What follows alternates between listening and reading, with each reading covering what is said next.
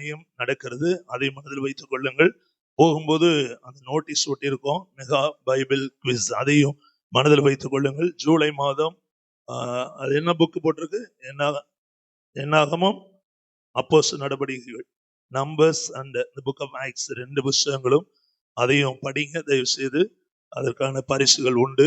அது நம்ம வேதத்தை அதிகமாய் அறிந்து கொள்வதற்கு இப்படிப்பட்ட ஆமென் ஒரு சிஸ்டமேட்டிக்கா நம்ம நீங்க பங்கு பெறுவதற்காக படிச்சாலும் அது படிக்க படிக்க உங்களுக்கு அது ஆசீர்வாதம். ஒரு ஆமேன்னு சொல்லுங்க. சத்தமா சொல்ல மாட்டீங்களா? சரி, நான் நைட்டு ட்ரிச்சியில இருந்தேன். அப்போ என்னுடைய அண்ணன் கசின் பிரதர் சயின்டிஸ்ட், இந்த புட்டபர்த்தியில ராக்கெட்லாம் போகும்போது மேலே போகும்போது கை தட்டுவாங்க, கோட்லாம் போட்டு பார்த்துக்கலாம், நீங்க எல்லாம் கை தட்டி அது ரீச் கரெக்டான டைம்ல மேலே போகும். அதில் உட்காந்துருப்பாரு அவர் வந்திருந்தார் மாணிக்கம். அப்போ அவரு கேட்டார், கடந்த வாரத்துல ஒரு 15 நாள் டூர் போனாங்களாம் அவரும் என் அண்ணியும். 15 நாடுகளுக்கு போயிருக்கிறாங்க. எத்தனை நாள்னு தெரியல, நாடுகள் 2 பேரு எல்லாம் சேர்ந்து போயிருக்கிறாங்க. அப்ப என்கிட்ட போட்டோ காமிச்சார், வேட்டிகன் சிட்டி போனதெல்லாம். போப்பாண்டவர் பார்த்தோம், ஒன்னா கூட்டண்டா, சின்ன நாடு அப்படின்னாரு. அப்போ என்கிட்ட ஏதோ சொல்ல வந்த, அப்ப நான் சொன்னேன், அது வேற, அது எப்படி நம்ம மரியாள் அப்படியே மாரியம்மான்னு ஒருத்தர், அது வேற, இது வேர்ட் ஆஃப் காட், தேவனுடைய வார்த்தையை மட்டும் நம்புகிற ஒரு கர்த்தருடைய கூட்டம், படைத்த தேவன் பைபிள் வச்சிருந்த கையில, அதை காமிச்சேன். அவர் வாங்கி பார்த்தாரு. பார்த்துட்டு சரி சிரிச்சாரு கொஞ்சம். என்னை எங்க போனாலும் சரி, நம்ம கையில வேதம் அல்லது வசனம், ஆண்டுடைய வசனத்தை நீங்க உயர்த்த உயர்த்த கர்த்தர் உங்களை உயர்த்தி கொண்டே இருப்பார். அல்லேலூயா. அதனாலதான் உண்மையாகவே அந்த வசனத்தை யாரெல்லாம் இருதயத்துல வச்சிருக்கிறாங்களோ எதற்குமே பயப்பட தேவையில்லை. நான் ஆரம்ப நாட்கள்ல சொல்லுவேன், 10-15 ஊழியர்கள் ஸ்டேஜ்ல இருந்தாலும் ஆண்டவனை தனியா காமிப்பாருன்னு எனக்கு நம்பிக்கை உண்டு. எதனால? வளத்தினாலே கிடையாது. வசனங்கள் இருதயத்தில் இருந்தால் மற்ற எல்லாரை விட கர்த்தர் யூனிக்கா காமிப்பார். ஒரு ஆமேன்னு சொல்லுங்களேன். சத்தம் வர மாட்டேங்குது. அவே நீ அதற்கு ஆயத்தப்படுங்கள் அந்த புஸ்தகங்களுக்காக. ஆமா, அது இன்னொன்னு இருக்கு, அதை படிச்சு நம்ம எல்லாம், நானும் வசனம் நிறைய வந்து வாழ்க்கையில கீழ்ப்படியாம தேவனுக்கு உகந்த வாழ்க்கை வாழாம இருந்தாலும் அதுலயும் ஆசீர்வாதம் இல்லை. வாசிக்க வாசிக்க நம்மளை பொன்னை புடமிடுகிறது போல கர்த்தர் நம்ம புடமிடுவார். ஒரு ஆமேன்னு சொல்லுங்களேன். வசனங்கள் வாசிக்க வாசிக்க நம்ம யாருன்னு நம்மளை பத்தி இது ஒரு கண்ணாடி போல நமக்கே காண்பிக்கும். அப்ப நம்மளை திருத்தி கொள்ளவும், நம்ம தேசத்துல கனமான ஒரு வாழ்க்கை வாழவும் இந்த பைபிளை தவிர நமக்கு வேற வழியே கிடையாது. ஒரு அழியிலேயே சொல்லுங்க. அதற்காக ஆயத்தப்படுங்கள். கர்த்தர் உங்களை ஆசீர்வதிப்பாராக. ஏதாலும் சாட்சிகள் சுருக்கமா சொல்லணும். ஒரு நபர் இன்னைக்கு வாங்க.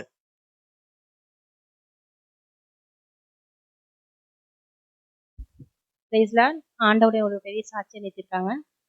போன மாசம் வந்து அம்மா திருவண்ணூர்ல வந்து வந்துட்டு வந்ததுக்கு அப்புறம் ரொம்ப உடம்பு சரியாம ஆயிட்டாங்க. கிட்டத்தட்ட ஒரு 15 நாள் அவங்க ரொம்ப உடம்பு சரியாம ஆயிட்டாங்க. அந்த நேரத்துல ரொம்ப கஷ்டமாயிடுச்சு, என்னடா இது அப்படின்னு. ஆனா அவங்க சோர்ந்து போக விடாம, நீ ஜெபம் பண்ணுமா, என்னகிட்ட சொல்றாங்க நீ பண்ணு, நான் பண்றதோ நீ பண்ணிட்டே இரு, ஆண்டவர்கிட்ட சொல்லிட்டே இரு அப்படின்னு. ஆனா இந்த மாதிரி அவங்க இத்தனை வருஷத்துல அவங்க இந்த மாதிரி ரொம்ப நுழைஞ்சு போனதே கிடையாது. ரொம்ப அவங்களால முடியவே இல்லை. அவங்க ஒரு மாதிரி பேச வர ஆரம்பிச்சுட்டாங்க. இதெல்லாம் ஆண்டவர்கிட்ட சொன்ன, ஆண்டவரே அம்மா வந்து அடுத்த வாரத்துல கண்டிப்பா வரணும் உங்க சபைக்கு அப்படின்னு நினைச்சேன். ஆனா போன மாசம் 3வது வாரம் கரெக்டா வந்துட்டாங்க. இந்த வாரம் நீ ரெஸ்ட் எடுத்துக்கமா சொல்லிட்டு இந்த வாரம் நான் காலையிலேயே கூட்டிட்டு வந்துட்டேன். ஆண்டவரோட கொடான கோடி நன்றி. அதோட இன்னொரு சாட்சி என்னன்னா, சஞ்சய் கிளியர் பண்ணிட்டான் 3 வருஷமா. ஆண்டவருக்கு கொடான கோடி நன்றி செலுத்திக்கிறேன். எந்த ஒரு அரியர் இல்லாம பாஸ் பண்ணியிருக்கான். ஆண்டவரோட கிருபை மட்டும்தான். ஆண்டவர் நல்ல ஒரு வேலை கிடைக்கணும், அதுக்காக எல்லாரும் ஜெபம் பண்ணிக்கோங்க.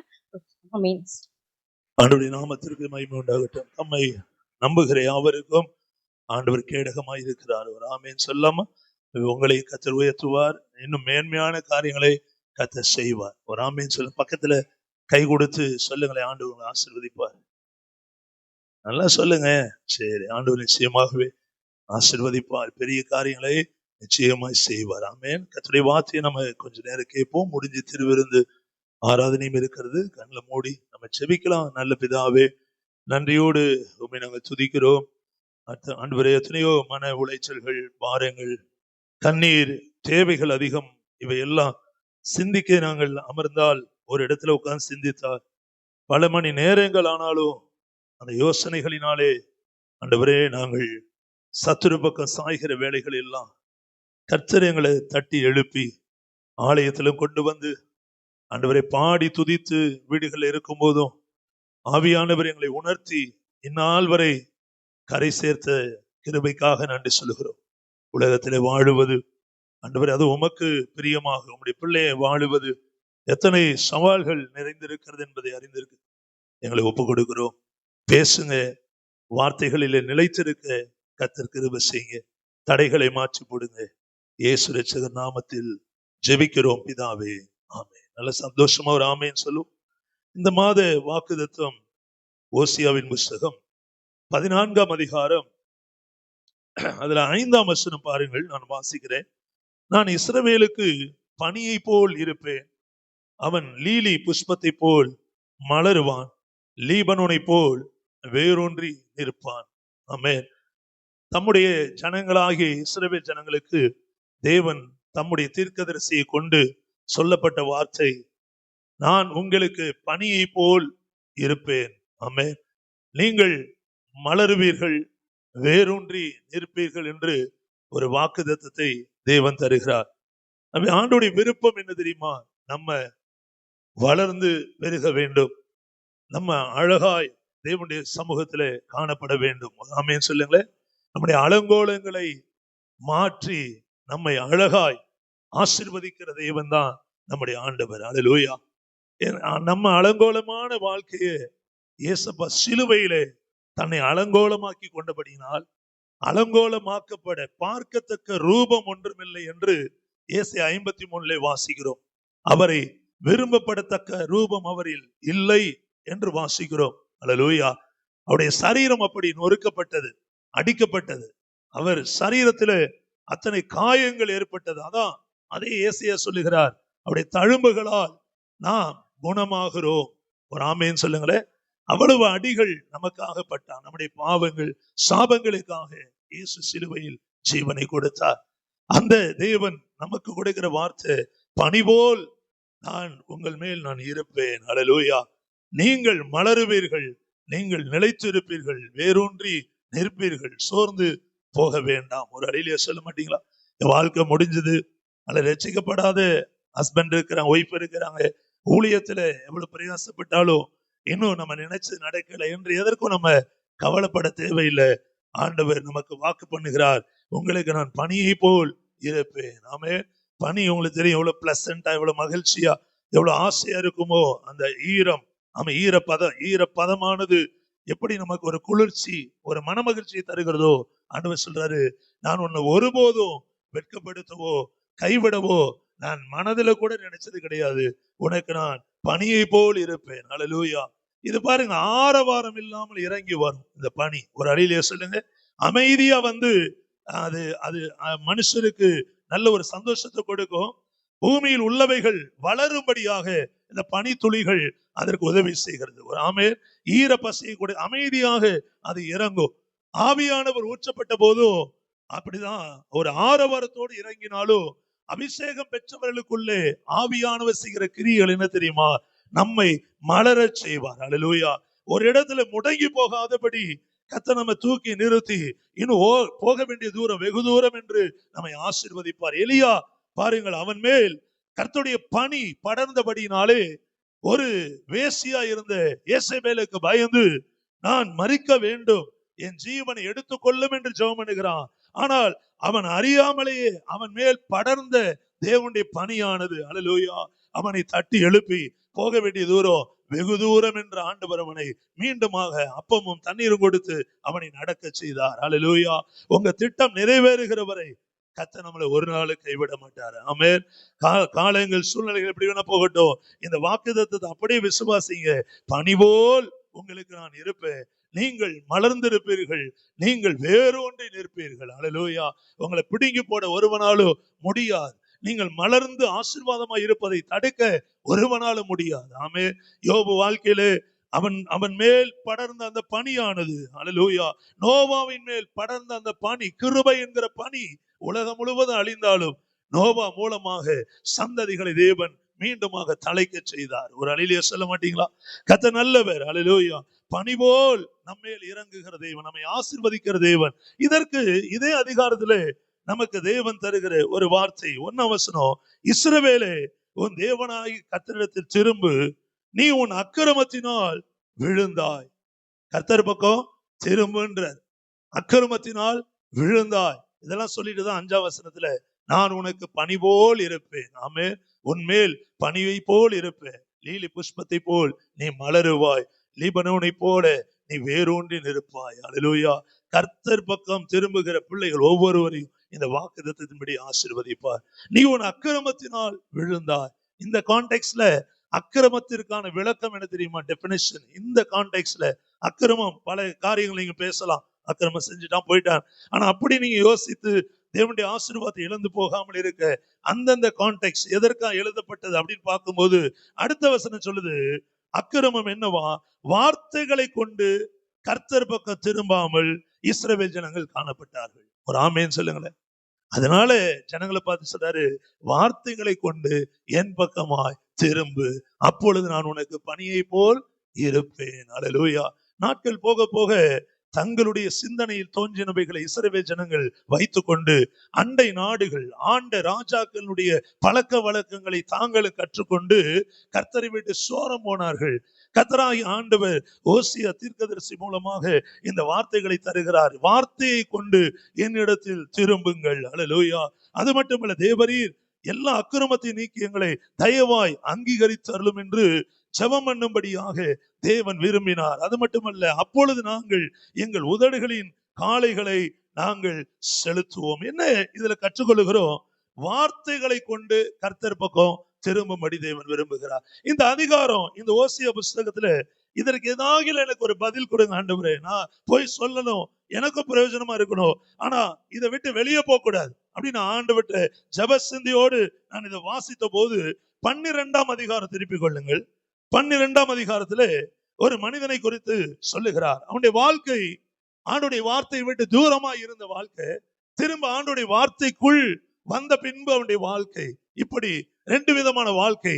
அதை இந்த 12ஆம் அதிகாரத்துல நாம் பார்க்கிறோம். அதுல பாருங்க 2ஆம் வசனம், யூதாவோடும் கர்த்தருக்கு வழக்கு இருக்கிறது. ஆராதிக்கிற கர்த்தருடைய பிள்ளைகளோடும் தேவன் ஒரு குறையை கண்டுபிடித்து ஒரு வழக்கு வைத்திருக்கிறார். அவர் யாக்கோபை அவன் வழிகளுக்கு தக்கதாக விசாரிக்க போகிறார். அவன் கிரியைகளுக்கு தக்கதான அவனுக்கு நீதியை சரி கட்டுவார். இந்த யாக்கோபை குறித்து 3ஆம் வசனம் சொல்லுது, அவன் தாயின் கர்ப்பத்திலே தன் சகோதரனுடைய குதிகாலை பிடித்தான், தன் பலத்தினால் தேவனோடு போராடினான், அவன் தூதனானவரோடு போராடி மேற்கொண்டான், அழுது அவரை நோக்கி கெஞ்சினான். பெத்தேலிலே அவர் அவனை கண்டு சந்தித்து அவ்விடத்திலும் நம்மோடு பேசினார். கர்த்தராகிய அவர் சேனைகளின் தேவன், யெகோவா என்பது அவருடைய நாம சங்கீர்த்தனம். ஒரு ஆமேன் சொல்லலாம். இங்கே யாக்கோபை குறித்து ஆண்டவர் சொல்லுகிறார். அவன் தன்னுடைய மூத்த சகோதரன் ஏசாவின் குதிகாலை பிடித்து கொண்டு வெளியே வந்தான், தன் பலத்தினால் தேவனோடு போராடினான், மேற்கொண்டான், தூதனை மேற்கொண்டு ஆசீர்வாதத்தையும் பெற்றுக்கொண்டான் என்று பார்க்கிறோம். இந்த யாக்கோபுடைய வாழ்க்கையை பாருங்க, முன் வாழ்க்கை எல்லாம் தெரிந்ததுதான். ஆனாலும் இந்த இந்த வாக்குத்தத்த வார்த்தைக்கு ஏற்றபடி அவனுடைய வாழ்க்கையை நம்ம கொஞ்ச நேரம் பார்க்கலாம். தன்னுடைய ஆசீர்வாதங்களுக்காக அவன் தன்னுடைய தகப்பனை ஏமாற்றினான், அண்ணனை ஏமாற்றினான், எல்லாவற்றையும் பெற்றுக்கொண்டு இப்போ மூத்த சகோதரன் ஏசாவுக்கு அவனுக்கு பகை உண்டாகிறது. இவனை கொலை செய்வதற்காக ஏசா நேரம் பார்த்து கொண்டிருக்கிறான். தகப்பன் எடுத்து கோபித்துக் கொண்டு மூர்க்க வெறியோடு ஏசா காணப்படுகிறான். இப்ப யாக்கோபை உங்களுக்கு ஏற்கனவே எல்லாம் தெரியும். ஆனாலும் இந்த வசனம், இந்த மாத வாக்குத்தத்தத்தையும் யாக்கோபுடைய வாழ்க்கையோ எப்படி ஆவியான இணைத்து நமக்கு என்ன கற்றுக் கொடுக்கிறார் என்பதை நாம் பார்க்கலாம். அல்லேலூயா. அம்மா அப்பா கூப்பிடுறாங்க, நீங்க 2 பேரும் சண்டை போட்டு ஒரே நாள்ல நான் 2 பேரையும் இழக்கணும், எனக்கு இருக்க 2 குமாரர்கள் தான், அவே நீ இப்பொழுது புறப்பட்டு போய் உன்னுடைய மாமா ஊருக்கு போய் அங்க பெண்கள்ல போ என்று அனுப்பி விடுகிறான். இதுவரை அவன் தேவனுடைய வார்த்தையை சார்ந்தோ அல்லது தேவ பலத்தை நம்பியோ வாழ்ந்ததாக காணப்படவில்லை. சமைத்து கொடுத்ததோ தாய் ருசியாக, புருஷனுடைய ருசி என்ன என்பதை அறிந்திருந்தபடினால், யாக்கோபு மேல் அதிகமாய் பற்று வைத்திருந்தபடினால், மூத்த மகனை விட இளைய மகனை நேசித்தபடினால் தனியா கூப்பிட்டு, நீ போய் வேட்டையாடி எல்லாம் கொண்டா, உங்க அப்பாவுக்கு என்ன பிடிக்கும் எனக்கு தெரியும், நான் ருசியா சமைச்சு தரேன், நீ போய் கொடுத்து ஆசீர்வாதத்தை வாங்கிக்கொள். ஒரு ஆமேன்னு சொல்லுங்களேன். குடும்ப சூழ்நிலைகளோடு ஒத்து போனா ஏமாற்றுவது எப்படி என்று அறிந்திருந்தான், ஏமாத்திட்டான். அவன் உடம்புல, ஏசா உடம்புல நிறைய முடி இருக்கும், தடவி பார்த்தா கண்டுபிடிச்சிருவான்னு சொல்லி அம்மாக்காரி ஆட்டு தோலை எடுத்து இளைய மகன் மேல போத்திட்டு, அதாவது திட்டம் பாதியில நின்று போக கூடாது. நீ எப்படியாகிலும் அந்த ஆசீர்வாதத்தை பெற்றுக்கொள்ள வேண்டும். அதை ஏமாத்தியோ களவு செய்தோ என்று உலகத்தின்படியே தேவனால் தெரிந்து கொள்ளப்பட்ட ஒரு கூட்டம், ஒரு ஆமேன்னு சொல்லுங்களேன், ஒரு குடும்பம் நடந்து கொண்டிருந்த வேளையிலே அதுவரை சகலவற்றை சவதரித்தான், சம்பாதித்தான். இப்பொழுது அந்த இடத்திலிருந்து ஆசீர்வாதம், மூத்த சேஷ்டபுத்திர பாகத்தின் ஆசீர்வாதத்தோடு புறப்பட்டு போகிறான். போகிற வழியில தான் உங்க எல்லாருக்கும் தெரியும், 28ஆம் அதிகாரம் 15ஆம் வசனத்துல ஆண்டவர் பேசுறாரு. யாக்கோபேன்னு கூப்பிட்டு சொல்றாரு, நீ போகிற இடமெல்லாம் நான் உன்னோடு கூட இருந்து நான் உன்னை பாதுகாத்து உன் தகப்பன் தேசத்திற்கு உன்னை நான் திரும்பவும் கொண்டு வருவேன். நான் சொன்னதை செய்யும் அளவோ உன்னை விட்டு விலகுவதும் இல்லை, உன்னை கைவிடுவதும் இல்லை. அல்லேலூயா. இப்போ யாக்கோபு ஆண்டவரின் வார்த்தையை முன்னிட்டு கர்த்தர் பக்கம் திரும்புகிறான். ஒரு அடியிலே சொல்லுங்க. இதுவரை ஆமே ரகசிய ஆலோசனைகள், இதுவரை மூத்த அந்த சேஷ்ட புத்திர பாகத்தினுடைய ஆசீர்வாதம், இவைகளிலே கண்கள் இருந்தது. அல்லேலூயா. எப்படி ஏமாற்றி வாழ்ந்து ஆசீர்வாதத்தை பெற்றுக்கொண்டான யாக்கோபு, இப்பொழுது கர்த்தர் அந்த ஆசீர்வாதத்தோடு அவன் வாழ்ந்தால் சாத்தானின் கூட்டம் என்ன கேள்வி கேட்கும்? ஏதேன் தோட்டத்துல யோபு வாழ்க்கையில் நிறைய இடங்கள்ல பாக்குறோம், பிசாசு எப்பொழுதுமே நம்மேல் குற்றம் சுமத்துகிறவன். ஒரு ஆமீன் சொல்லாமா? அக்யூசர், குற்றம் சாட்டி கொண்டே இருப்பான். அப்ப கர்த்தர் என்ன பண்ணுவாரு? எவ்வளவு பெரிய மோசமான சரி, அவர் அவனை கையில எடுப்பார். முதலாவது ஒரு ஆமேன் சொல்லுங்களேன். அவர் கையில் எடுத்த பின்பு தம்முடைய வார்த்தைகளின்படி நடக்க அவனை நடத்துவார். அல்லேலூயா. வார்த்தைகளை சொல்லிக் கொடுப்பார். அந்த வார்த்தையின்படி நடக்க சில வேளை நம்மை ஒடுக்குவார், சில வேளைகள்ல நம்மை போராட்டங்களுக்குள்ளே தள்ளுவார். அல்லேலூயா. அந்த நேரங்களிலே தேவனுடைய வார்த்தை உங்களை என்னை புடமிடும். ஒரு ஆமேன் சொல்ல மாட்டீங்களா? நீதிமானை வாழ கற்றுக் கொடுக்கும். அல்லேலூயா. அநியாயங்கள் அக்கிரமங்களுக்கு விலகி வாழ வசனங்கள் நம்மை நடத்தும். அதனாலதான் எபிரேயர் 4:12 சொல்லுது, அவருடைய வார்த்தை வல்லமையும் ஜீவனும் உள்ள. ஒரு அழியிலே சொல்ல மாட்டீங்களா? இந்த காலைவெள் நீங்களும் நானும் பனி போல் நம்மேல் படர்ந்து நம்மேல் இருந்து மரண பரியந்தம் நம்மை மட்டுமல்ல நம்முடைய பிள்ளைகளையும் சபை தலைமுறைகளையும் ஆசீர்வதித்து மலரச் செய்கிற தேவன் இந்த காலை வேளையில உங்களோடு என்னோடு சொல்லுகிற வார்த்தைகளை கொண்டு என்னிடமாய் திரும்பு. ஒரு அழியிலே சொல்ல மாட்டீங்களா? சத்தமா சொல்ல மாட்டீங்களா? ஆமா, சிலருக்கு மனிதர்கள் சொல்லிட்டா திரும்பிடுவாங்க, அவங்க காரியத்தை செய்ய ஆரம்பிச்சிடுவாங்க. மனிதர்களோடு ரொம்ப நெருக்கமா இருப்பாங்க. ஆமே, ரொம்ப நெருக்கமா இருப்பாங்க. ஆவிக்குரிய வாழ்க்கையிலும் நான் வாரம் சொன்னது போல சபையிலும் 2 விதமான கூட்டம் இருக்கும். ஒரு அழியிலே சொல்லுங்களேன். ஆமா, எப்படியாகிலும் பிசாசு கவிழ்க்க பார்ப்பான். அவனுடைய வேலையே தான். எப்படியாகிலும் தேவனுடைய ஆசீர்வாதத்தை பெற்றுக்கொள்ள கூடாது. அப்போ இன்னொரு பக்கம் ஒரு ஆசீர்வாதம் வரும், அது உலக ஆசீர்வாதம். அது நமக்கு நல்லா இருக்கும், உறவுகள்லாம் பாராட்டும். ஐயோ, எப்படி இருந்தவங்க இப்படி வந்துட்டான் பாரு, வீடு வாங்கிட்டான் பாரு, நல்லா ஆயிட்டான் பாரு, பெரிய ஆள் ஆயிட்டான். ஆனா கர்த்தர் சொல்லுவாரு, இதை நான் அருவருக்கிறேன். அல்லேலூயா. அதான் இஸ்ரவேல் ஜனங்களை பார்த்து சொன்னாரு, நீ என் பக்கமாய் திரும்பு. ஆமே, உன் அக்கிரமங்களை எல்லாம் என்னை விட்டு எடுத்து போடு. என்ன அக்கிரமம் ஆண்டவரே? அடுத்த வார்த்தை சொன்னாரு, என் வார்த்தையை கொண்டு நீ என் பக்கம் இதுவரை திரும்பவில்லை. ஒரு ஆமேன்னு சொல்லுங்களேன். அப்போ உங்க வாழ்க்கையில என் வாழ்க்கையில கர்த்தருடைய வார்த்தையை கனப்படுத்துறோமா? ஆமே, எந்த ஆலோசனையானாலும் கர்த்தருடைய வசனம் சொல்லுகிறதற்கு கீழ்ப்படுகிறோமா? ஒரு அறையிலே சொல்ல மாட்டீங்க, சத்தமா சொல்லுங்களேன். ஆமா, உண்மைதான். வார்த்தை பக்கம் திரும்புதல். ஆமே, அந்த வார்த்தையை நேசித்து வாசித்து எந்த மனுஷனையும் போய் ஆலோசனை கேட்பதை விட, அவர்கள் வசனம் நிறைய தெரிஞ்சவங்களா கூட இருக்கலாம், உங்களுடைய தனிப்பட்ட வாழ்க்கையில வார்த்தைகளை நீங்கள் தேட ஆரம்பிக்கும் போது, ஆமே, புதையலை போல அந்த வார்த்தை உங்களுக்கு புறப்பட்டு வரும். அல்லேலூயா. ஆமே, உலர்ந்து போன எலும்புகளையும் அது உயிர் பெறச் செய்யும். உனக்குள் உள்ள தேவ வரத்தை அனல் மூட்டி எழுப்பும் அந்த வார்த்தை ஒன்றுதான். ஒரு ஆமேன்னு சொல்லுங்களேன். சத்தமா சொல்ல மாட்டீங்களா? அதான் நம்ம ஏசியா ஆராதனை வேலைகளை தியானித்தோம். ஏசியாவின் புத்தகம் 6ஆம் அதிகாரம் திருப்பிக் கொள்ளுங்கள். முதல் வசனத்தை வாசித்து பாருங்கள். ஏசியா 6ஆம் அதிகாரம், அதுல முதல் வசனம் சொல்லுது, அழகா சொல்லுது. ராஜா மரித்த பின்பு அந்த ராஜாவுடைய பேரும் அதுல போட்டிருக்கு. உசியா ராஜா மரணம் அடைந்த வருஷத்துல ஆண்டவர் உயரமும் உன்னதமான சிங்காசனத்தின் மேல் வீற்றிருப்பதை கண்டேன். ஏசையா காண்கிறார். அல்லேலூயா. அப்ப உயரத்திலே உன்னதங்களில் வாசம் பண்ணுகிற ஆண்டவரை தரிசிக்க வேண்டுமானால் உசியாக்கள் மறிய வேண்டும். ஆமேன், மரித்து போக வேண்டும். ஒரு ஆமேன் சொல்லுங்களேன். உசியா என்பது என்ன? நம்முடைய சப்போர்ட், நமக்கு ஆதாரமா இருக்கிறவைகள். ஆமே, தேவனை சாராத, ஆமே, தேவனுடைய பண்புகளுக்கு விலகி இருக்கிற, தேவனுடைய கனிகளுக்கு விலகி இருக்கிற, பரிசுத்த ஆவியினுடைய ஆமை கிரியைகளுக்கு விலகி இருக்கிற எவைகளும் ஆமே, நமக்கு ஒரு நாளும் அது நமக்கு ஆசீர்வாதத்தை கொடுக்க. உசியா மரிக்கிறவரை ஏசியாவால் அந்த தரிசனத்தை காண முடியவில்லை. எங்கிருந்து சப்ளை வருதோ, இனியும் எனக்கு வரும் அந்த சப்ளை, இனி நிக்காதுன்னு எதை நினைச்சு ஏசியா வாழ்ந்தானோ, கர்த்தர் ஒரு நாள் திடீர்னு அந்த சப்ளையை நிறுத்தினார். என்ன செய்தி வருகிறது? உசியா ராஜா மரணம் அடைந்து விட்டான். ஒரு ஆமேன்னு சொல்லுங்களேன். இப்போ ஆண்டவர் ஏசாயாவின் கண்களுக்கு தென்படாத ஆண்டவர் இப்பொழுது வெளியே தென்பட ஆரம்பிக்கிறார். என்ன? உயரமும் உன்னதமான இடத்தில் வாசமாயிருக்கிற தேவனை ஏசாயா பார்க்கிறான். அல்லேலூயா. வஸ்திர தொங்கலால் தேவாலயம் நிறைந்திருப்பதை அவன் காண்கிறான். சேராபீன்கள் அவருக்கு மேலாக நின்றார்கள். அவர்களில் ஒவ்வொருவனுக்கும் அவ்வாறு செட்டைகள். இந்த தரிசனத்தை நான் காண்றார். 5ஆம் வசனம், ஒருவரை 3ஆம் வசனம், ஒருவரை ஒருவர் நோக்கி சேனைகளின் கர்த்தர் பரிசுத்தர் பரிசுத்தர் பரிசுத்தர், பூமி அனைத்தும் அவருடைய மகிமையால் நிறைந்திருக்கிறது என்று கூப்பிட்டு சொன்னார்கள். அல்லேலூயா. 5ஆம் வசனத்தின் கடைசி வார்த்தை, சேனைகளின் கர்த்தராகிய ராஜாவை என் கண்கள் கண்டது. ஒரு ஆமேன்னு சொல்ல மாட்டீங்களா? 8ஆம் வசனத்துல, இதோ அடியேன் இருக்கிறேன் அனுப்பும் என்றான். 9ஆம் வசனத்தில், நீ போய் ஜனங்களை நோக்கி காதார கேட்டும் கண்ணால் கண்டும் அறியாமலும் இருக்கிறீர்கள் என்று கர்த்தர் தம்முடைய ஊழியத்திற்கு என்று அழைத்தார். ஒரு ஆமேன்னு சொல்லுங்க. உசியாக்கள் மரிக்க எனக்கு ரொம்ப அது கொஞ்சம் நான் யோசிப்பேன். எனக்கு கொஞ்சம் பிடிக்கும் அது. சில நேரத்துல சில சப்போர்ட் திடீர்னு நின்றோம், சில ஆதரவுகள் நின்றோம், சில பேச மாட்டாங்க சிலர். அல்லேலூயா. நான் யோசிப்பேன், சரி எல்லாம் நன்மைக்கு தான். ஒரு ஆமேன்னு சொல்லுங்களேன். எனக்கு ஆண்டவர் உயரம் உன்னதமான இடத்துல வாசம் பண்ணுகிற தரிசனத்தை நான் காண போகிறேன். ஒரு ஆமேன்னு சொல்லுங்க. அடுத்த ஒரு ட்விஸ்ட், அடுத்த ஒரு ஆசீர்வாதம் என்னை நடத்த போகிறார். ஆமே. எதன் மீது என் நம்பிக்கை முழுமையா இருக்கிறதோ அந்த நம்பிக்கை உடைக்கப்படும் போது சந்தோஷப்படுங்கள், களிகூறுங்கள். ஏன்? உலகம் அழுது புலம்போ, ஆனால் நீங்களோ சந்தோஷப்படுவீர்கள். உங்கள் துக்கம் சந்தோஷமாய் மாறும். யோவான் 16:20 வாசிக்கிறோம். ஒரு அல்லேலூயா சொல்ல மாட்டீங்களா?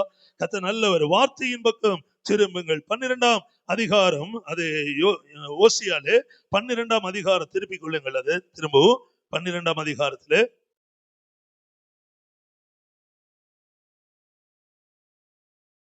12ஆம் அதிகாரம், அதுல பாருங்க,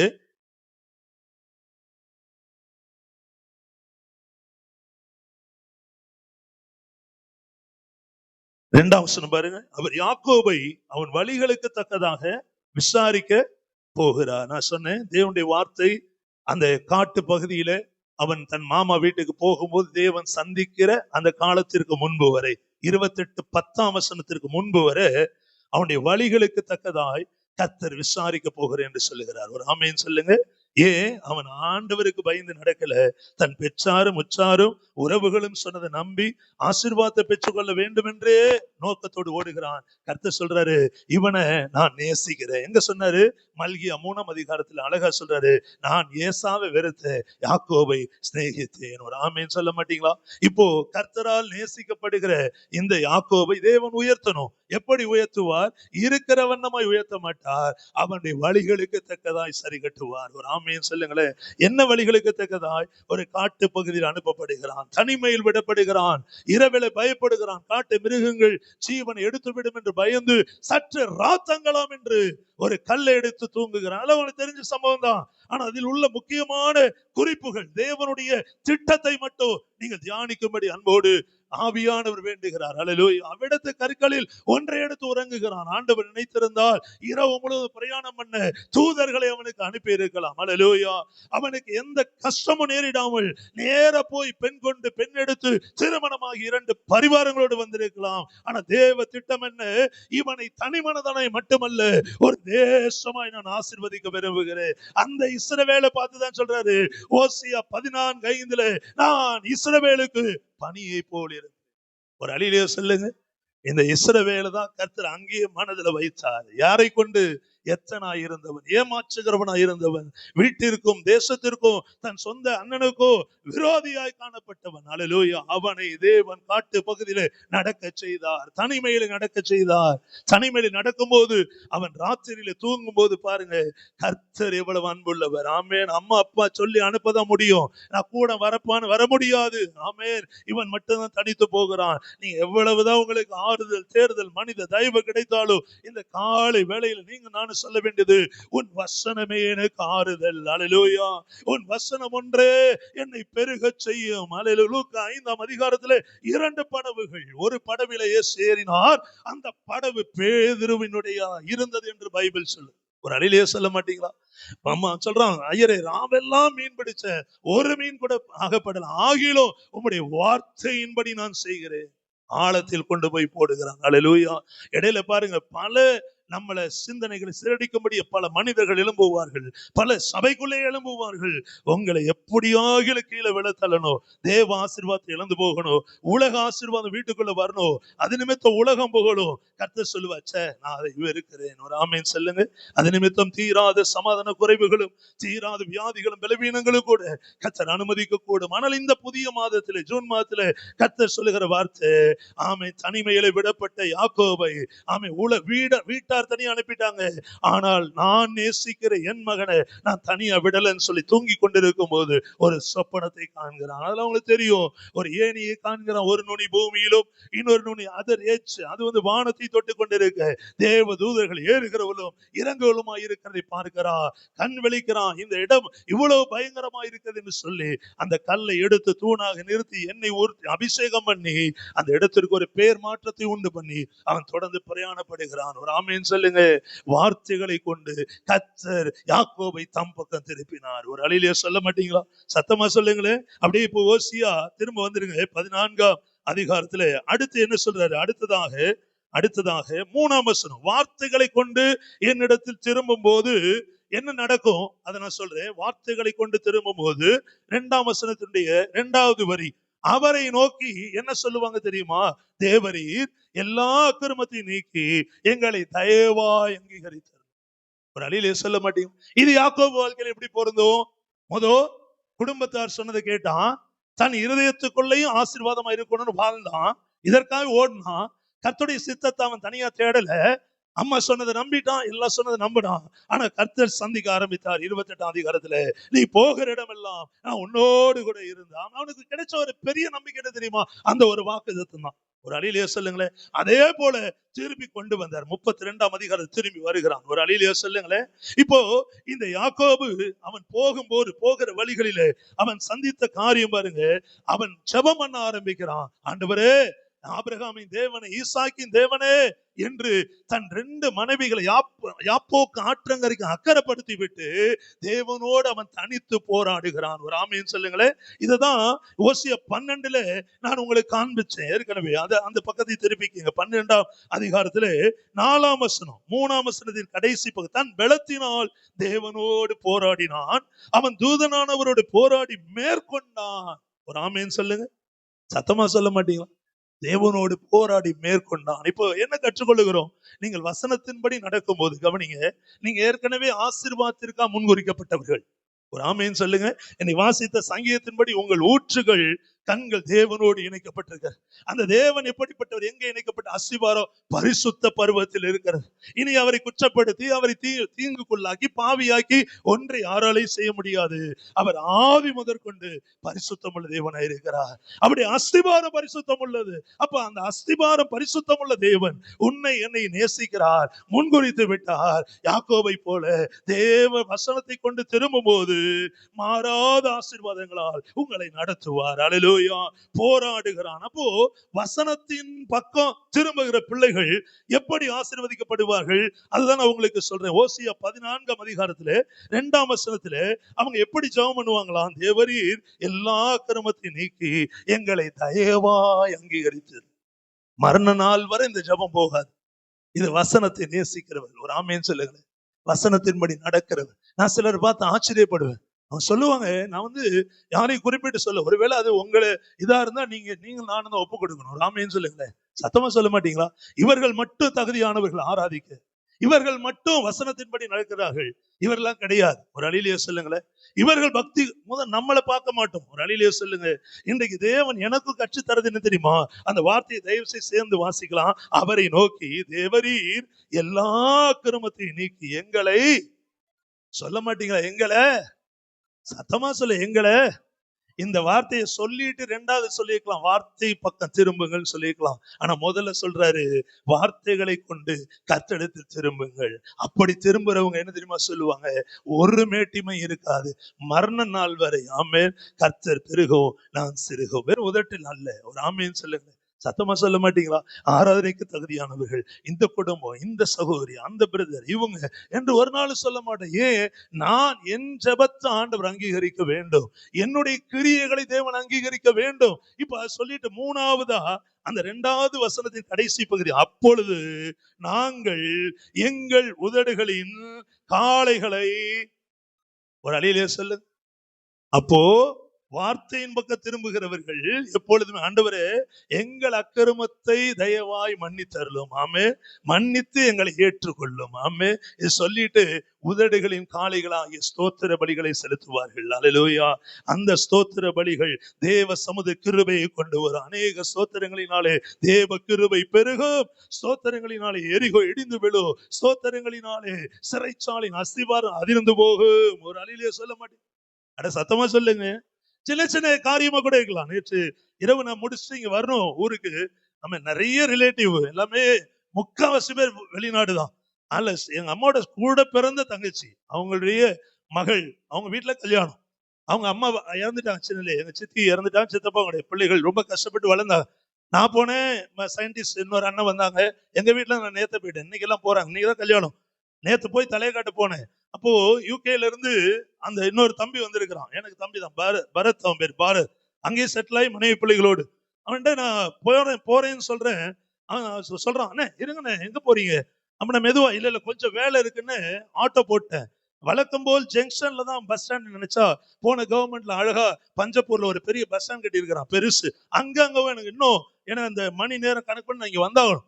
அப்ப நான் ஆட்டோல ஏறி திரும்ப மனசு சொல்லிச்சு, நான் அர்ஜென்டா போறேன்ட்டு வரியே, நீ எங்க போறேன்னு சொன்னா என்ன அவங்களுக்கு? எப்ப நீ இயேசுவை திரும்ப ஆட்டோ நிறுத்திக்கிட்ட போனேன், தம்பிக்கு வான்னு ஒய்ஃப் மகள் நின்னாங்க. நான் சர்ச்சு நடத்தணும், நாளைக்கு போகணும், ஜனங்கள் இருக்கிறாங்க, இப்படி உண்மையான கடவுள் இயேசு. ஆமேன்னு சொல்லுங்களேன். சத்தமா சொல்ல மாட்டீங்களா? ஆண்டவரை பத்தி சொல்லிட்டு ஆட்டோல ஏறினேன். மன நிறைவா இருந்தது. அங்க வந்த பஸ் நிறைய இருக்கும் இந்த பஸ் ஸ்டாண்ட்ல, சிட்டிக்குள்ள. அங்க போனதுனால ஒண்ணு அனுப்புறான். நான் எந்த சீட்டுக்காக நின்னனோ அந்த சீட்டு கிடைக்கவே இல்லை, கிடைக்காதுன்னு சொல்லிட்டாங்க. அடுத்த பஸ் வரணும். ஆனா என்னோட டைம் கால்குலேட் பண்ணி இங்க வந்தாகணும். பாத்தீங்கன்னா அங்க இருந்து 2 பேர் வந்தாங்க. நாங்கள் ஒருவர் பஸ்ல போகல, எங்களுக்கு பணம் ரீஃபண்ட் கிடைக்குமா கண்டக்டர் கேட்க. அவர் சொன்னார், இது ஆன்லைன் புக்கிங், நீங்க திரும்ப போய் கேன்சல் பண்ணி தான் வாங்கணும் அப்படின்னு பேசிட்டு இருக்கும்போது என்ன பார்த்தாரு, உங்களுக்காக ஒரு சீட் நீங்க சொன்ன மாதிரி காலி, நீ ஏறி உட்காந்துருக்கீங்கன்னு 12ஆம் நம்பர் சீட்டை கொடுத்தாரு. ஒரு ஆமேன்னு சொல்லுங்களேன். சின்ன விஷயம்தான்.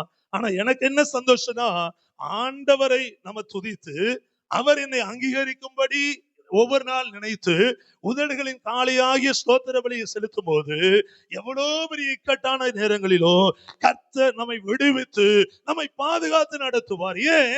நாம் நம்புகிற வசனம் என் வசனம் அல்ல, என் வார்த்தை அல்ல, கட்டுக்கதை அல்ல, தேவனுடைய வாயிலிருந்து வந்த வார்த்தை. ஒரு ஆமே. அதில் உள்ள ஒவ்வொரு உறுப்பும் கூட ஒன்று ஒளிந்து போவதில்லை. ஒரு ஆமேன்னு சொல்லுங்க. சத்தமா சொல்ல மாட்டீங்களா? அப்ப வார்த்தையின்படி திரும்புகிற வசன மனப்பாடம் எல்லாம். ஆனா வார்த்தையின்படி திரும்பாதவர்கள் தான் பிரிவினைகளையும் வேறு விதமான கீழ்ப்படியாமைகளை கொண்டு வந்து சபையிலும் சரி வெளியிலும் சரி ஒரு கலக்கத்தை ஏற்படுத்தி கொண்டே இருப்பார்கள். ஆனால் வசனம் சொல்லுது, என் வார்த்தையை கொண்டு என்னிடத்தில் திரும்புங்கள், அப்படி அவரை நோக்கி எல்லா கிரமத்தையும் நீக்கி எங்களை அங்கீகரித்தல், தயவாய் அங்கீகரித்தரலும் என்று சொல்லி உதடுகளின் காளையாகிய ஸ்தோத்திர பலியை செலுத்துவார்கள். ஆமே. இப்ப 2வது அக்கிரமத்தை நீக்கி அவர் பக்கம் திரும்புகிறது. 1ஆம் வசனம், இஸ்ரவேலே உன் தேவனாய் கர்த்தரிடத்தில் திரும்பு, நீ உன் அக்கிரமத்தினால் விழுந்தாய். என்ன அக்கிரமம் பார்த்துட்டு இருக்கிறோம்? முதல் அக்கிரமம் வார்த்தை பக்கம் திரும்புதல். ஒரு ஆமேன்னு சொல்லுங்களேன். திரும்பாத ஜனங்களா இருந்தாங்க, திரும்ப சொல்லுகிறார் ஆண்டவர். அதற்கு யாக்கோபை குறித்து நாம் பார்த்தோம். ஆமே. 2வது 3ஆம் வசனம், அசீரியா எங்களை ரட்சிப்பதில்லை, நாங்கள் குதிரைகளின் மேல் ஏற மாட்டோம், எங்கள் கைகளின் கிரியைகளை பார்த்து நீங்கள் எங்கள் தேவர்கள் என்று இனி சொல்ல மாட்டோம். ஒரு ஆமேன்னு சொல்லுங்க. அப்ப ஆண்டவர் என்ன சொல்றாரு? என் பக்கம் திரும்பு. முதல் வசனம், உன் அக்கிரமங்களினால் விழுந்தாய். என்ன அக்கிரமம்? இந்த கான்டெக்ஸ்ட்ல வார்த்தையின்படி திரும்பாமல். ஒரு ஆமேன்னு சொல்லுங்களேன். என் பாவங்களையும் என் அக்கிரமங்களையும் நீக்கி என்னை அங்கீகரியும்னு ஜெபிக்கா, மற்றவங்கள் பாவங்களையும் மற்ற குடும்பங்களை குறித்தும் ஆமா எப்ப பாரு ஏதாவது மனசுல இருந்துகிட்டே இருக்கும். சில குடும்பங்களை ஏதாவது பேசிக்கொண்டே இருந்துகிட்டே இருப்பாங்க. அது வெளிப்பட்டுரும் சில நேரத்துல. ஒரு அழிலிய சொல்லுங்களேன், அந்த கசப்பு வைராக்கியங்கள். ஆனா இங்க வார்த்தை பக்கம் திரும்புறவங்க, ஆண்டவரே தயவா எங்களை அங்கீகரித்தரும் என்று உதடுகளின் காளையாகிய ஸ்தோத்திர பலியை செலுத்துவார்கள். இரண்டாவது குறிப்பு என்ன அக்கிரமோ, அசீரியா. நான் அதை கொஞ்சம் தியானிக்க ஆரம்பிச்சேன். அசீரியா என்பது இன்றைக்கு இருக்கிற நம்ம ஈராக், லீபனோன், இன்னைக்கு லெபனோன் இருக்குல்ல, அந்த தேசங்கள்லாம் பழைய அசீரியா தேசம். இந்த அசீரியாவுடைய தலைநகரம் நினிவே. நினிவேனா எங்க வரும்? எங்க வருது பைபிள்? யோனாவின் நாட்கள் நினிவே இல்ல. இந்த அசீரியர்கள் யார் தெரியுமா? அசீரியர்கள் நம்ம நோவாவுக்கு பிறந்த 3 பிள்ளைகள். நோவாவுக்கு 3 பிள்ளைகள். 6ஆம் அதிகாரம் 3 பிள்ளைங்க பேர் சொல்லுங்க. Same, com. இந்த காம் நடுப்புல இருக்கான்ல, அவனுடைய வம்சத்திலே ஒரு ஆமீன் சொல்லுங்களேன், அசூர் என்கிற ஒரு ராஜா எழும்புகிறார். ஒரு அழிலியா சொல்லுங்க. இந்த அசூர் என்கிற ராஜா ஆண்ட தேசம் எல்லாம் அசீரிய தேசம். ஒரு அழிலியா சொல்ல மாட்டீங்களா? நாட்கள் போக போக கவனிங்க, சுற்றி இருக்கிற அண்டை நாடுகள், சின்ன சின்ன நாடுகளை அபகரித்து அவர்களுடைய சண்டை போட்டு அதை ஜெயிச்சுட்டு, கவனிங்க, டிப்பரேஷன் சொல்லுவாங்க. அதாவது குடியிருக்கிற ஜனங்களை உடனே காலி செய்ய வச்சுட்டு வேறு தேசங்களுக்கு குடி அமர்த்துவானா. ஏன் தெரியுமா? அந்த ஜனங்கள் எந்த தேசத்தையும் மேற்கொண்டு ஜெயிச்சானோ அந்த தேசத்து குடிகள் அங்கேயே வச்சா அவங்களுக்குள்ள பேசி பேசி பேசி திரும்ப இந்த ராஜாவுக்கு விரோதமா எழும்புவார்கள். ஆமேன்னு சொல்ல மாட்டேன். ஒன்னும் இல்ல, சின்ன கதை சொன்னா ஒரு புரியுற மாதிரி. மாமியாரு கல்யாணம் ஆகி வருது, உள்ளுக்குள்ளேயே எல்லாம் இருந்தாச்சுங்களேன், கூடி கூடி பேசுவாங்க. கல்யாணம் ஆகி வந்த மருமகளை ஒன்னா சேர்ந்துக்கும்.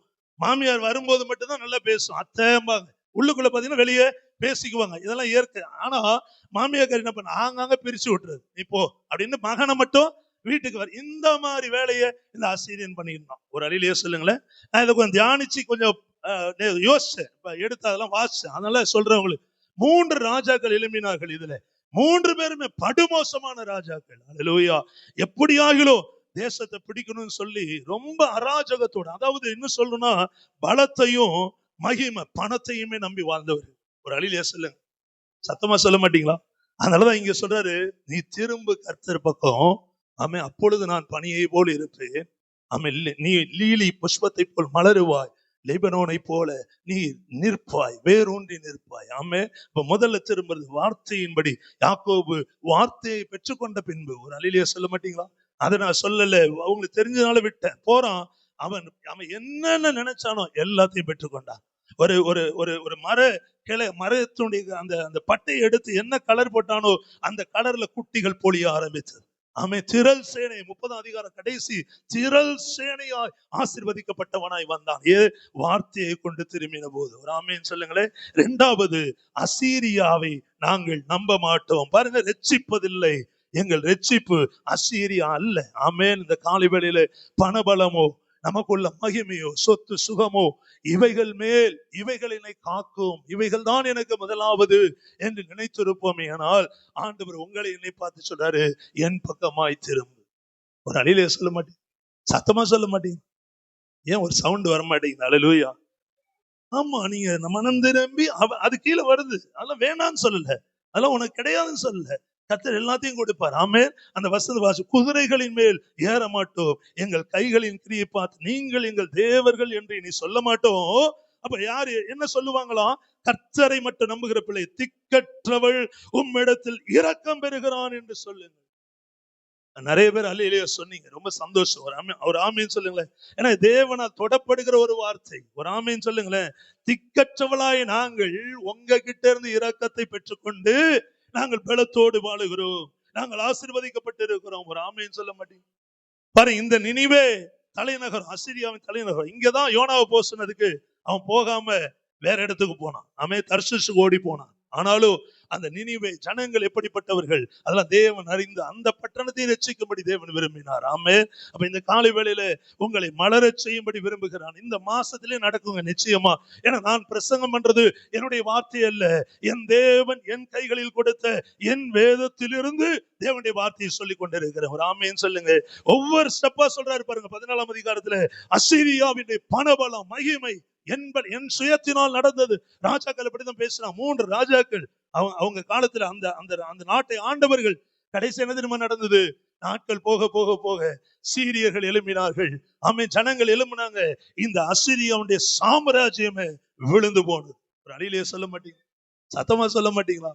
இன்றைக்கு தேவன் நமக்கு பாருங்க, நான் என் பிள்ளை, நீ என் சபை, இது என் ஆசீர்வாதத்தினால உன்னை அலங்கரிக்க போகிறேன். ஆமே, நீ மலருவாய், நீ நிற்ப, ஒரு நாள் விழுந்து போக மாட்டேன். ஆனா அதுக்கு முன்னாடி சீரியர்களோ வேறு யாருமோ வந்து உன்னை விழுந்து போகாதபடி, ஆமே, உன்னை அழித்து போடாதபடி நான் உனக்கு பணியை போல் இருந்து உன்னை ஆசீர்வதிப்பேன். ஒரு ஆமேன்னு சொல்ல மாட்டீங்களா? சத்தமா சொல்ல மாட்டீங்களா? குதிரையின் மேல் ஏற மாட்டோம். ஏன்? குதிரை வேகமா ஓடும், எங்கேயாவது போய் பதுங்கி கொள்ளலாம் என்று ஓடாதபடி. ஒரு ஆமேன்னு சொல்லுங்களேன். நம்ம இடத்தில் தவறு இருந்தால் தைரியமயசப்பட்டு போய் சொல்லி அவர் பார்வைக்கு முன்பாக முகமுகமாய் அவரை தரிசிக்கிற பிள்ளைகளாக ஒரு ஆமேன்னு சொல்லுங்களேன். அக்கிரமங்கள் இருக்குமே, நான் எனக்குள்ளே இருக்கு தேவனிடத்தில் சொல்லும் போது மனுஷனிடத்தில் கிடையாது. ஒரு ஆமேன்னு சொல்லுங்க. இன்று முதல் ஒரு தீர்மானம் எடுப்போம், என்னுடைய நெருங்கிய நண்பர் இயேசு மட்டும்தான். ஒரு அடியிலேயே சொல்லுங்க. சத்தமா சொல்ல மாட்டீங்களா? வேற யாருக்கும் நான் எதுவும் சொல்ல மாட்டேன், முதல்ல நம்பவும் மாட்டேன், நம்பினாலும் வேஸ்ட். ஒரு ஆமேன்னு சொல்லுங்க. அசிரியாவுடைய சூழ்நிலை, அவனுடைய ராஜ்ய பாரம் அப்படிதான் போனது, ஒன்றுமில்லாமல் போனார்கள். அல்லேலூயா. கர்த்தர் நல்லவர். அவே இந்த காலை வேளையில உம்மிடத்தில் நாங்கள் இரக்கம் பெறுகிற ஜனங்கள் என்று தேவனை அண்டிக் கொள்ளும் போது, ஆமே, நீங்கள் லீலி புஷ்பத்தை போல் மலருவீர்கள், லீபனனை போல நீங்கள் வேரூன்றி நிற்பீர்கள். ஆமே. அடுத்ததாக 4ஆம் வசனம், நான் அவர்கள் சீர்கேட்டை குணமாக்குவேன், அவர்களை மனப்பூர்வமாய் சிநேகிப்பேன், என் கோபம் அவர்களை விட்டு நீங்கிட்டு. இதை விட உங்களுக்கு என்ன ஆசீர்வாதம் வேணும்? ஒரு ஆமேன்னு சொல்லுங்களேன். சத்தமா சொல்லுங்களேன். யாக்கோபுடையும் ஒரு வழக்கு இருந்தது. அவனுடைய சம்பவத்தை தான் பார்க்கிறோம் இன்னைக்கு. அவனுடைய சீர்கேட்டையும் கர்த்தர் குணமாக்கினார். ஒரு அழியிலே சொல்ல மாட்டீங்களா? எங்க குணமாக்கினார்? 32ஆம் அதிகாரத்துல எப்போதும் போல நம்ம வாய் பேச்சுல இதுல சாமர்த்தியமா வாழ்ந்துடலாம், ஜெயிச்சிடலாம் நினைச்சான். ஆனா கர்த்தர் ஒரு லாக் பண்ணார். எங்க? ஆமென். ஏசா அங்க கொலை செய்ய பார்த்துட்டு இருக்கிறான், ஜெபம் பண்றாரு, கூப்பிடுறாரு, தூதனோடு போராடுறாரு. அங்க ஒரே ஒரு வார்த்தை கேட்கிற, உன் பேர் என்னன்னு கேட்கிறாரு. ஆமென். வானத்தையும் பூமியும் படைத்த தேவனுக்கு உடைய பேர் தெரியாதா? நிச்சயமா தெரியும். ஆனா கேட்கிறாரு, ஒத்துக்கொள்ளுகிறானா? ஒரு ஆமேன்னு சொல்லுங்களேன். இல்லை, கிறிஸ்துவ உலகத்திலும் பிரசங்கம் பண்ணுகிற ஊழியர் என்னிடத்தில் நம்ம எல்லாருக்கும் தேவை, நம்ம ஒத்துக்கொள்ள வேண்டும். ஒரு அழியிலே சொல்லுங்க. ஒரு காரியத்தை மறைக்க இன்னும் பல காரியங்கள். ஒரு அழியிலே சொல்ல மாட்டீங்களா? ஆண்டவர் சமூகத்துல ஒத்துக்கொண்டா போதும். ஆண்டவரே, என் அக்கிரமங்கள், ஆமே, நீங்க என்னை சுத்திகரியும், என்னை ஆசீர்வதி. மனுஷர்கிட்ட போறதை விட, ஆமே, மனுஷர் பாருங்க இன்னும் உங்களை நம்மளை உசுப்பேத்துவாங்க. ஆமா ஆமா ஆமா அப்படிம்பாங்க. நீங்க சொல்லும் போது ஆமா ஆமா உங்களை தான் சொன்னாங்க, கூட்டு சேர்க்க பார்ப்பாங்க. எங்க கூட்டு சேர அதிகமா கூட்டு சேர்றோமோ அந்த இடத்துல குழப்பங்கள் உண்டாகும். அல்லேலூயா. நைசா நழுவிட்டு போயிடுவாங்க. கர்த்தருக்கு நமக்கு பகை உண்டாகும். ஆமே. இந்த காலை வேளையில கர்த்தர் சொல்ற, நேரடியா சொல்றாரு, உன்னை நான் அளவில்லாமல் நேசிக்கிறேன். ஆமே. உனக்கு ஞானசனம் கொடுத்தது ஒரு போதகர் இல்ல, நானே ஞானசனம் கொடுத்தேன். ஒரு ஆமேன்னு சொல்லுங்களேன். சத்தமா சொல்ல மாட்டீங்களா? ஆமா. இந்த உலகத்துல பாருங்க, நம்ம தொட்டி இல்லாம சிஎஸ்ஐ சர்ச்சில் போய் கொடுப்போம், முத நாளே போய் தண்ணி காணிப்போம். அருமையா குகன்பர் மூலமா ஒரு தொட்டி கட்ட தேவன் கிருபை தந்தார். ஒரு ஆமே. தேவனே கொடுக்கிறார், என்னால முடியாது, நான் ஒரு மனுஷன் தான். இவ்வளவு ஆசீர்வாதம் கொடுத்த தேவன் இந்த மாதத்துல உங்களை மலர செய்வார். எந்தெந்த பகுதியில நீங்க சோர்ந்து போய் இருக்கிறீங்களோ, வாடி போய் இருக்கிறீங்களோ, நிச்சயமா சொல்லுகிற, மீண்டும் ஒரு துளிர்க்கிற காலத்தை கர்த்தர் கொடுப்பார். அல்லேலூயா. அது இந்த மாசமே நிச்சயமாய் நடக்கும். பலிபீடத்திலிருந்து இயேசு கிறிஸ்துவின் நாமத்தில் சொல்லுகிறவன் யார் பார்க்காதீங்க, சொல்லப்படுகிறவர் யார். ஆமே. இயேசுவின் நாமத்தில் சொல்லுகிற உங்க வாழ்க்கையை மலர செய்வார். அல்லேலூயா. உங்களுக்கு வர வேண்டிய நன்மைகள் வந்தே தீரும். ஆமே. சீர்கேட்டை குணமாக்குகிற தேவன், அவர்களை மனப்பூர்வமாய் சிநேகிப்பேன். வார்த்தை பாருங்க, என் கோபம் அவர்களை விட்டு. அப்பனா இதுவரை என்ன இருந்தது? கோபம் இருந்தது. அழியிலே சொல்லுங்க, கோபம் இருந்துச்சுப்பா யாக்கோபே, ஆனால் கோபம் எல்லாம் நீங்கினது. ஏன்? அவன் நடந்து கொண்ட விதம். என்ன நடந்தான் அவனுக்கு தெரியும். முன்னாடி வேலைக்காரர்ல 2ஆ பிரிச்சு, முன்ன கொஞ்சம் பேரை அனுப்பி, ஆடு மாடுகள்லாம் கொடுத்து அனுப்பி ஒப்புரவாகிறான். ஒரு அழியிலே சொல்ல மாட்டீங்க? ஆமா, நிச்சயமா ஒப்புரவாக வேண்டும். ஒரு அழியிலே சொல்லுங்களேன். நான் சிலரோட பேசும்போது இன்னும் பழைய காயங்கள் இருப்பதை பார்க்கிறோம். சிலர் மனதிலே வச்சுட்டு பேசுறது பாக்குறேன். ஒரு அழியில சொல்லுங்களேன். அதெல்லாம் நான் பார்க்கும்போது சீனு வெறுத்துரும். அந்த ஜனங்கள் மேல என்ன இப்படி இருக்கிறான், கீழானவைகளே பேசிக்கொண்டு, கீழான ஒரு குடும்பம், ஒரு காரியம், அது உறவா கூட இருக்கலாம், சபைக்காரங்களா இருக்கலாம், அதையே நினைத்து கொண்டு. ஒரு அழியிலே சொல்ல மாட்டீங்களா? சத்தமா சொல்ல மாட்டீங்களா? சீர்கேட்டை குணமாக்குகிற கர்த்தர். ஆமே. யாக்கோபு பாரு, ஏசா நினைச்சிருப்பானா, இவ்வளவு 2 பரிவாரம் விடுறான், எனக்கு ஒப்புரமாக இவ்வளவு வெகுமதிகளை கொடுத்து அனுப்புகிறானு. அவங்கிட்ட இருந்து ஏமாத்தி பொழைச்சவன் இப்போ பெரிய அளவில் ஒரு பங்கையே கொடுத்து அனுப்புகிறான். அல்லேலூயா. அவன் மேல் தேவன் பிரியமாய் இருந்தார். ஆமே. கர்த்தரை துதிக்க ஆரம்பித்த ஆபிரகாமின் தேவன், ஈசாக்கின் தேவன் என்று. இதுக்கு முன்னாடி என்ன சொன்னா, என் சுயபலம். ஆமே, நான் ஏமாத்தேன், நான் சம்பாதிச்சேன், ஒரு கூழுக்காக விட்டு போட்டு என்னென்னவோ செஞ்சு பார்த்து மேல வந்தான். ஆனா கர்த்தர் சந்தித்த பின்பு, அல்லேலூயா, அவன் சொல்லுகிறான், ஆண்டவரே நீர் என்னை ஆசீர்வதித்தால் ஒழிய உம்மை நான் போக விட மாட்டேன் என்று தேவனை மேற்கொள்ளும்படியான ஒரு பலத்தை பெற்றுக் கொள்ளுகிறான். ஒரு அழிலே சொல்ல மாட்டேன். கடந்த நாட்டுல கூட ஒரு தம்பி விஷயமா ஒரு தம்பி பேசிட்டு இருக்கும்போது ரொம்ப வருத்தமா இருந்தது. அவனுடைய படிப்பை குறிச்சு பேசும்போது ரொம்ப வருத்தமா இருக்கு. திரும்ப அதுலயே இருக்கணுமா? ஏன்னா எனக்கு நான் அதை பார்த்திருக்கிறேன். எங்க கிளாஸ் எல்லாம் ஒரே இதுல திரும்ப 2வது படிக்கும்போது நாங்களே கிண்டல் பண்ணுவோம். சீனியர் அங்க இருந்து திரும்ப இதுலயே செகண்ட் இயர் படிக்கிறான். அப்பெல்லாம் செகண்ட் இயர் திரும்ப அதுலயே படிக்க வைப்பாங்க. அவங்களாம் அனுபவம் இருக்கும் நம்ம நாட்கள்ல. ஆனா இப்போ அதெல்லாம் ரொம்ப வருத்தம், வெளியே தெரியாட்டியும். அப்ப நாங்க பேசிட்டு இருக்கும்போது டக்குன்னு தெரிஞ்சு போன் பண்ணி அவங்க இன்னொருத்தருக்கு போன் நம்பர் கொடுத்தாங்க. அப்ப ஆண்டவர் என்னோட பேசின காரியம் என்ன தெரியுமா? அவங்களே எனக்கு எப்படி தெரியுமா தெரியும், நான் சுவிசேஷகனாய் அந்தந்த சபைகளை பிரசங்கம் பண்ணும்போது எனக்கு ஏற்பட்ட பழக்கம். ஒரு அழிலையே சொல்லுங்க, சத்தமா சொல்ல மாட்டீங்களா? அபிஷேக ஆராதனைக்கு கூப்பிடுவாங்க, அங்க போய் பழக்கப்பட்டவர்கள் கடைசி வரை குடும்பமாக சேர்ந்து எங்கள் மீது அனுபவித்தார்கள். ஒரு ஆமே, நல்லது செஞ்சா கொடுத்து அனுப்புவாங்க. இன்னைக்கு அவங்க ஞாபகம் வந்து டக்குன்னு ஒரு போன் அடிச்சேன். அவங்க நான் போன் பண்ணவோ, கவலைப்படாதீங்க பாஸ்டர், ஏன் எதுக்கு கவலைப்படுறீங்கய்யா, நான் இன்னொரு நம்பர் தரேன், இன்னொரு நம்பர். அவங்க இன்னொரு நம்பரை கொடுத்தாங்க. மண்டே அன்னைக்கு ஆமே, அவன் எதை வந்து வேணாம் போக முடியான்னு நினைச்சானோ அதுக்கு அடுத்த கிளாஸ்லயே அவனை போட்டுடலாம். ஒரு ஆமேன்னு சொல்ல மாட்டீங்களா? சத்தமா சொல்ல மாட்டீங்களா? அது மட்டும் இல்ல, அதையும் நம்ம பாத்துக்கலாம், விட்டுருங்க. 10th ஒரு அழிலையே சொல்ல மாட்டீங்களா? அப்போ எனக்கு ஆண்டவர் காண்பிச்சது, திருமணமான புதுசுல எல்லாம் எங்க வேணா சுத்தலாம், போலாம், வரலாம். ஆனா சுவிசேஷகன் ஆங்காங்க போய் நீ பிரசங்கம் பண்ண, அதன் மூலமாக நான் உனக்கு கொடுத்த உறவுகள் எல்லாமே அல்ல. ஒரு ஆமேன்னு சொல்லுங்களேன். சிலரை, எதற்காக அந்த சிலரை? உனக்காக அல்ல, உன் மூலமாய் அநேகர் ஆசீர்வதிக்கப்பட இந்த சிந்தையோடு உள்ளவர்களை தேவன் உயர்த்துவார். சுயநலமாய் தமக்கென்று ஆட்களை சேர்த்து கொண்டு ஆமை போட்டி பொறாமைகளோடு இருக்கிற ஒருவரையும் தேவன் விரும்புவது கிடையாது. ஒரு அழிலையே சொல்லுங்க. அதனால ஆண்டவர் சொல்றாரு, நான் இஸ்ரவேலுக்கு பனியை போல் இருப்பேன். அவன் ஆமென் ஹல்லேலூயா லீபனோனை போல், லீலி புஷ்பத்தை போல் மலருவான், லீபனோனை போல வேறொன்று நிற்பான். இஸ்ரவேல் ஜனங்களை நிற்க வைத்தார். ஒரு ஆமென் சொல்லுங்களேன். சத்தமா சொல்ல மாட்டீங்களா? அப்ப நம்ம இந்த கற்றுக்கொள்கிற பாடம், திரும்ப என்பக்கோ உன் அக்கிரமத்தினால் விழுந்தா. என்ன அக்கிரமம்? வார்த்தைகளின்படி நடக்காமல் இருந்தார்கள். ஒரு அழிலையே சொல்லுங்க. ஆண்டவர் வார்த்தையின்படி நடக்கும்படி யாக்கோபின் இருதயத்தை திருப்பினார். 2வது அசீரியா எங்களை ரட்சிப்பதில்லை, இதுவரை என்னை பாதுகாத்தது, என்னை உயர்த்தினது, எனக்கு சந்தோஷம் கொடுத்தது, ஒரு ஓரத்துல உட்கார்ந்தா எனக்கு உள்ளவைகளே நினைத்து ரொம்ப மனமகிழ்ச்சியா சிரித்து கொண்டிருந்தது. அதெல்லாம் எனக்கு ஒண்ணும் இல்லப்பா, அதெல்லாம் எனக்கு ஒண்ணும் கிடையாது. குதிரைகளின் மேலும் வேகமா ஏற மாட்டேன், திடீர்னு முடிவெடுப்பேன், திடீர்னு செய்வேன், திடீர்னு பழி போடுவேன், திடீர்னு அவங்கள பத்தி குறை சொல்லுவேன். ஒரு அழியில சொல்ல மாட்டீங்க? சத்தமா சொல்ல மாட்டீங்க?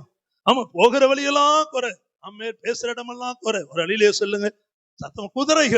குதிரைகள் அது மேல ஏற மாட்டேன். அடுத்து சொல்றாரு, நீங்கள் எங்கள் தேவர்கள் என்று எதை பார்த்து நான் சொல்ல மாட்டேன், மாறாக நான் என்ன சொல்லுவேன், திக்கற்றவனாகிய நான் உம்மிடத்தில் இரக்கம் பெற்று. ஒரு ஆமேன்னு சொல்லுங்களேன். இப்படி சொல்லிட்டு 3வது, சீர்கேடாயிருந்த ஜனங்களை நான் குணமாக்குவேன், மனப்பூர்வமாய் சிநேகிப்பேன், கோபம் அவர்களை விட்டு நீங்கினது. ஆமென். அப்படியே எழும்பி நிக்கலாம் அவனுடைய சமூகத்துல. யாக்கோபை உயர்த்தினார். யாக்கோபின் கூடாரங்கள் எவ்வளவு அழகானவைகள், பிழையாம் கண் திறக்கப்பட்ட உடனே சொல்றான், யாக்கோபின் கூடாரங்கள், இஸ்ரவேலினுடைய வாசஸ்தலங்கள் எவ்வளவு அழகானவைகள். உங்க வலது கரத்தை ஒரே ஒரு நிமிஷம் உயர்த்தலாமா? உங்களுக்காக பாரம் ஒன்று எனக்குள்ள இருக்கிறதுனாலே கைகளை உயர்த்தி ஆமென் ஹல்லேலூயா. கர்த்தர் உங்களை அலங்காரமாய் அழகாய் ஆசீர்வதிக்க விரும்புகிறார். ஆமே. நான் ஏதோ ஒரு செய்திக்காக நான் உங்களை சொல்லல, ஆண்டவர் என்னை உணர்த்துகிறபடினால். ஆமே. கண் திறக்கப்பட்ட உடனே பேழையாம் அதற்கு முன்பு வர அவன் சபிக்கும்படியாக பணம் கொடுத்து கூலி கொடுத்து அவனை நியமித்தான். ஆமே. இத்தனை 5 மாதங்கள் எப்படி இருந்ததோ அதை மறந்துடுங்க. இந்த 6வது மாதத்தில் ஹல்லேலூயா கண்கள் திறக்கப்பட்டவன் விளம்புகிறதாவது.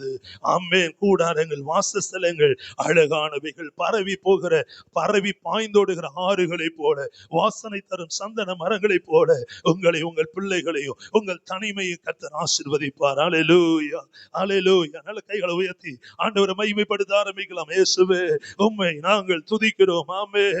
அசீரியா எங்களை ரட்சிப்பதில்லை, அதாவது அசீரியா எங்களை பாதுகாப்பதில்லை. பண பலமோ, என் மகிமையோ, என் சொந்த அழகின் தோற்றமோ, எனக்கு இருக்கிற இந்த நபர்கிட்ட நான் பேசிட்டா போதும், இவங்க என் கூட இருந்தா போதும், அவங்க கிட்ட சொல்லிட்டா போதும், அது அல்ல. குதிரைகளின் மேலையும் நான் வேகமா ஓடிடுவேன், ஏற மாட்டேன். அதற்கு மாறாக திக்கச்சவலாகிய நாங்கள் உம்மிடத்தில் இரக்கம் பெறுகிறோம். அல்லேலூயா. நல்ல கரங்களை அசைத்து ஆண்டவரே